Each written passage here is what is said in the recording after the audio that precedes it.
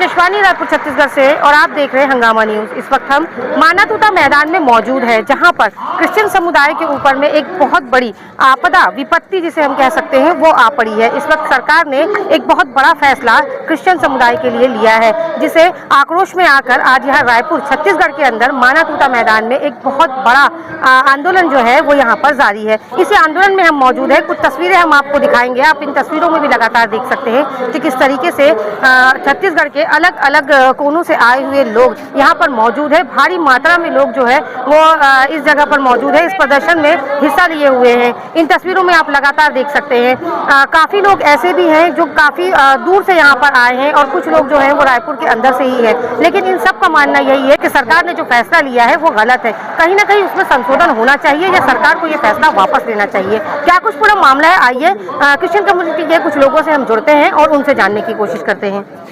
सरकार ने जो फैसला लिया है इससे आपको क्या परेशानी है और आप क्या कुछ संशोधन चाहते हैं या इस फैसले को ही बदलना चाहते हैं?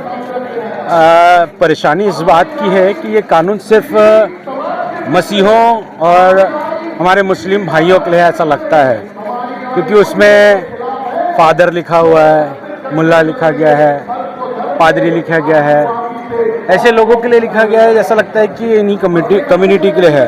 और मैं इस बात को कहना चाहूँगा, आज यहाँ इतनी हज़ारों की भीड़ दिख रही है, लोग परेशान हैं, चिंतित हैं, अपनी परेशानी बता रहे हैं कि सरकार सुन लीजिए, क्योंकि हम परेशान हैं, हम आपके पास आए हैं, आपके घर में खटखटा रहे हैं, आप हमारी आवाज़ को सुनिए। तो आपकी मुख्य मांग क्या है?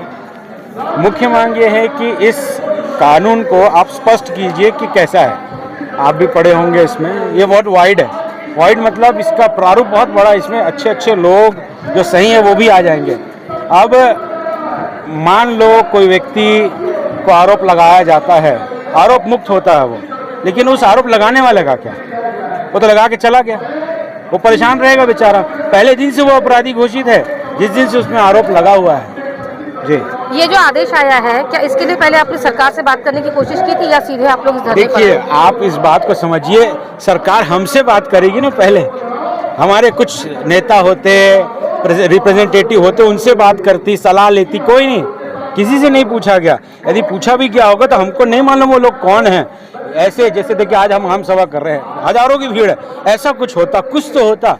अगर सरकार है तो वो देश के लिए है, अगर सरकार है तो मानवता के लिए है, अगर सरकार है तो सबकी एकता को बनाए रखने के लिए है, समानता बनाए रखने के लिए है और उनकी समृद्धि को बना के रखने के लिए है। ये होता है सरकार, सबका साथ और सबका विकास। ठीक, अगर प्रदर्शन के बाद भी आपकी मांगे पूरी नहीं की जाती है या इसी तरीके से क्रिश्चियन समाज को और मुस्लिम समाज को टारगेट किया जाता है, तो आगे आपकी रणनीति क्या होगी? हम जानते हैं कि हम संवैधानिक दायरे में रह के सबके पास जाएंगे, सबकी आवाज़, हम सारे लोगों की आवाज़ बनेंगे और हम सब लोगों के दरवाजे पर खटखटाएंगे कि आप हमारी सुनिए, हमारी ओर ध्यान दीजिए। हम छत्तीसगढ़ की सरकार से बोल रहे हैं। अब मैं आपको बताना चाहूँगा, UN जो ह्यूमन राइट्स काउंसिल होता है वो भी मॉनिटर कर रहे हैं, इंटरनेशनल बॉडी ह्यूमन राइट्स जो नेशनल कमीशन है यहाँ का, वो भी मॉनिटर कर रहे हैं कि छत्तीसगढ़ में क्या हो रहा है। और मैं एक बात बोलना चाहूँगा, इसका दुष्परिणाम क्या हो सकता है। अभी बहुत सारे जो इन्वेस्टर होते हैं वर्ल्ड में, वो मॉनिटर करते हैं कि भाई हमें अपना पैसा मान लो किसी बिजनेस में लगाना है, कहीं इन्वेस्ट करना है, तो वहाँ की सांप्रदायिकता कैसी है, वहाँ के लोग कैसे हैं, उनके अधिकार कैसे हैं, उनके अधिकारों का हनन तो नहीं हो रहा है। ये चीज़ वो लोग देखते हैं। तो अगर वो छत्तीसगढ़ में देखेंगे तो क्या होगा, आप बताइए ना। अगर यहाँ विकास नहीं होगा तो इंसान किस काम का, क्या करेंगे हम? तकरीबन कितने लोग होंगे जो इस कार्यक्रम में आपके शामिल हुए होंगे और कहाँ से लोग आए? मैं एक एक को नहीं गिना हूँ, लेकिन मुझे लगता है कि यहाँ 30-40 हज़ार की भीड़ है और पूरे जिलों से आई है छत्तीसगढ़ के। हर व्यक्ति परेशान है, दुखित है और अपनी पीड़ा को बताने के लिए आया। मैं किसके पास जाऊँ? तो लोग संगठित हुए हैं, एक साथ अपनी पीड़ा को बता रहे हैं। ठीक, परिचय? मेरा नाम विपिन लॉरेंस है।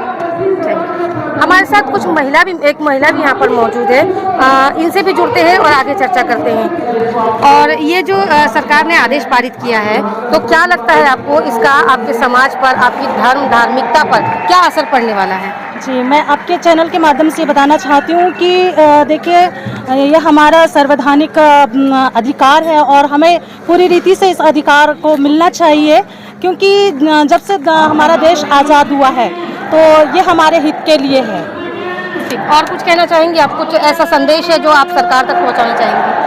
मैं सरकार से यही कहना चाहूँगी कि वो निष्पक्ष अपना विचार को रखे, और चूंकि सबने उनको मिलकर के राज्य का मुख्यमंत्री बनाया है, तो वो सारी जनता के लिए उनका अपना एक केयर होना चाहिए, और वो सबके हित के लिए बात करनी चाहिए उनको। ठीक, हमारे साथ कुछ लोग और मौजूद हैं, हम इनसे जुड़ते हैं और इनसे जानने की कोशिश करते हैं। ये जो सरकार ने फैसला लिया है, इस पर आपको क्या गलत समझ में आ रहा है, जिसके लिए आप यहाँ पर धरने पर इस वक्त मौजूद हैं?